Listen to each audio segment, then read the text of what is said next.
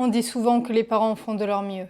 Et je pense que c'est vrai. On fait tous de notre mieux avec ce qu'on a, avec ce qu'on sait, avec ce qu'on a reçu aussi, avec notre histoire, nos peurs et nos limites. Mais il y a quelque chose dont on parle beaucoup moins. C'est que parfois, même quand on essaye de faire de notre mieux, on prend des décisions qui marquent profondément nos enfants. Pas parce qu'on a mal fait, mais parce que certaines situations nous dépassent.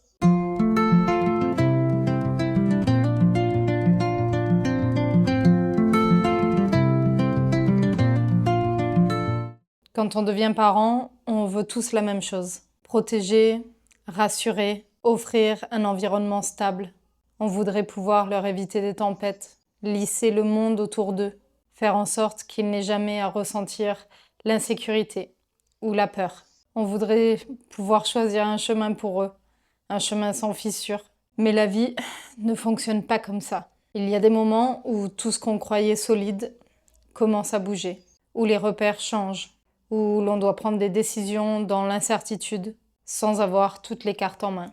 Et dans ces moments-là, être parent, ce n'est pas choisir entre le bien ou le mal. Ce n'est pas choisir entre une bonne et une mauvaise décision. C'est choisir entre deux choix imparfaits. C'est choisir parfois la solution la moins pire. En ce moment, dans ma famille, on est face à une décision comme ça.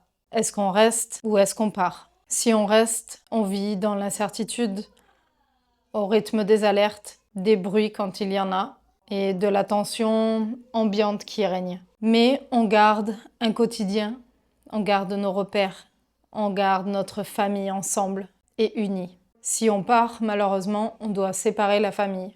Ça veut dire que je partirai avec notre fils et que mon mari sera obligé de rester travailler sur place. Et ça aussi, ça crée de l'incertitude. Parce qu'on ne sait pas pour combien de temps on partirait. Nos repères seraient troublés. Le rythme aussi changerait. Les habitudes ne seront plus les mêmes. Et surtout, la famille serait séparée. Et ça, je pense que c'est pire que de rester dans l'incertitude. Dans tous les cas, je pense que ça peut avoir des conséquences émotionnelles sur notre fils. Mais surtout qu'il n'y a pas de bonne décision. À moins que notre vie soit vraiment en danger, ce qui n'est pas encore le cas. Et ce qui, j'espère, ne sera pas le cas. Mais c'est dans ces moments difficiles où on se dit qu'il n'y a pas de bonne décision. Il n'y a pas de choix parfait, malheureusement. Il n'y a pas de scénario où tout le monde est protégé. On aimerait croire qu'il y a quelque part une option idéale, celle qui ne laissera aucune trace, celle qui protège de tout. Mais parfois, elle n'existe pas. Et ça, en tant que parent, c'est très confrontant. Parce qu'on porte cette responsabilité immense sur nos épaules. Et encore une fois, avec très peu de certitude. Alors on réfléchit, on anticipe, on pèse le pour et le contre. On essaie de faire au mieux. Mais on sait au fond qu'on avance sur quelque chose d'imparfait. Et c'est là que j'ai compris quelque chose d'essentiel. Ce qui marque un enfant, ce n'est pas seulement ce qu'on choisit. C'est dans quel état émotionnel on le choisit. Un enfant ne comprend pas toujours les détails, les enjeux, les raisons de nos décisions. Mais il ressent tout. Il capte l'atmosphère, les tensions, les silences, les regards, les micro-changements dans notre énergie. Et à travers ça, il construit sa manière de voir le monde. Il apprend si le monde est un endroit sûr ou instable. Il apprend si les émotions sont quelque chose qu'on peut traverser ou quelque chose qu'on doit éviter. Et ce qui est troublant, c'est que ça ne concerne pas que des situations extrêmes. Ça se joue tous les jours, dans les décisions qu'on prend, dans ce qu'on accepte, dans ce qu'on tolère, dans ce qu'on évite, quand on reste dans une situation qui nous éteint, quand on fait semblant d'aller bien, quand on prend des décisions uniquement guidées par la peur. Un enfant ne retient pas les discours. Il intègre ce qu'on incarne. Il va apprendre sans qu'on lui dise ce qu'est l'amour, ce qu'est la sécurité, ce qu'est le courage, à travers nos manières de vivre. On aimerait pouvoir leur transmettre uniquement le meilleur, mais la vérité, c'est qu'on leur transmet aussi nos zones d'ombre, nos hésitations, nos contradictions. Et ça fait partie du lien.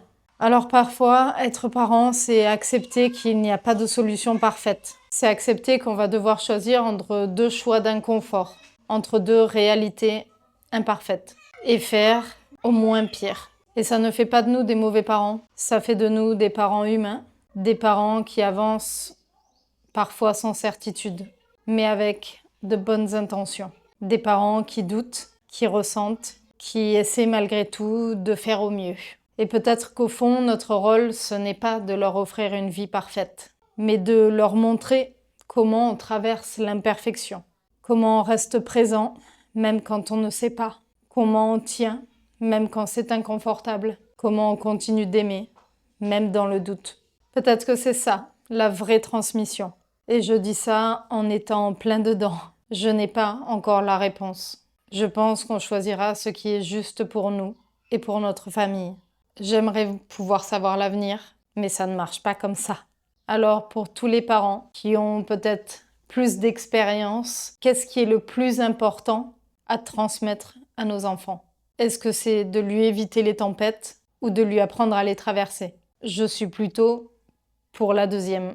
Parce qu'au fond, on ne pourra jamais vraiment tout contrôler. Je pense que le plus beau cadeau qu'on peut leur faire, c'est de rester ancré, même quand tout bouge autour de nous. Merci d'être resté jusqu'à la fin. Si tu as aimé cette vidéo, tu aimeras peut-être mes autres vidéos. Je vais t'en laisser 2 juste à la fin de celle-ci. Si tu veux soutenir cette chaîne, c'est très simple.